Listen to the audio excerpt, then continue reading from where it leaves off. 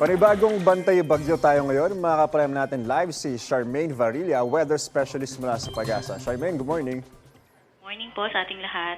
Nasaan na po ngayon itong si Bagyong Verbena?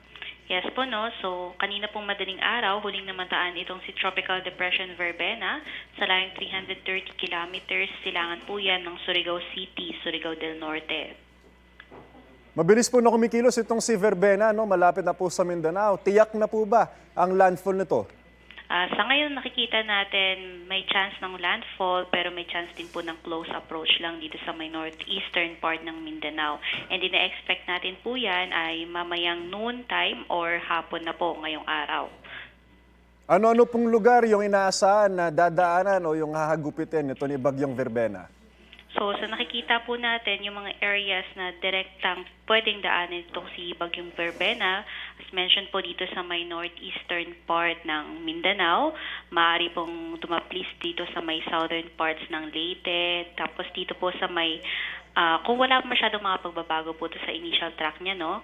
Tapos dito po sa may northern parts ng Cebu, possible din sa northern parts ng Negros Island region.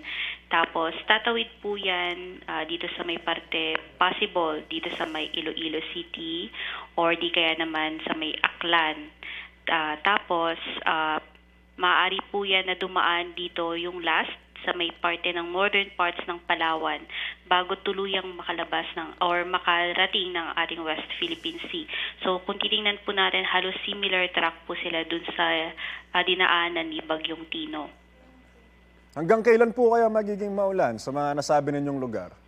Sa nakikita po natin ay posible po na magtuloy-tuloy yung mga paulan dito sa malaking bahagi ng Visayas, especially nga po up until Wednesday, nakikitaan pa rin po natin na may mga paulan pa dito sa may western sections na ng Visayas na kung saan nandito na nga itong si Bagyong Verbena sa may West Philippine Sea. And although pabawasan yung mga paulan dito sa may Visayas, nakikita natin dahil prevailing pa rin yung shear line, hanggang Wednesday po ay marami pa rin mga malalakas na mga paulan dito sa malaking bahagi ng Luzon. Ms. Charmaine, ito po, last question, no? Patapos na po yung buwan ng Nobyembre. May inaasahan po ba tayong papasok na sama ng panahon? Yes po, no. So, pagkatapos po nitong si Verbena, yung ating tropical cyclone threat potential, may nakikita po na isang posibleng low pressure area o mababang tsansa na maging isang ganap na bagyo. Ang cover period po nan ay by weekends up until next week. So, ito po yung titingnan natin kung matutuloy po ulit kasi ang pinapakita niya, similar track po sa dinaan nitong or dadaanan nitong si Bagyong Verbena kung sakali. Maraming salamat at magandang umaga po, Charmaine Varilla, weather specialist mula sa Pag-asa. Ingat po kayo. Yes po, maraming salamat. Kapuso, huwag magpapahuli sa latest news and updates. Mag-iuna ka sa balita at mag-subscribe sa YouTube channel ng GMA Integrated News.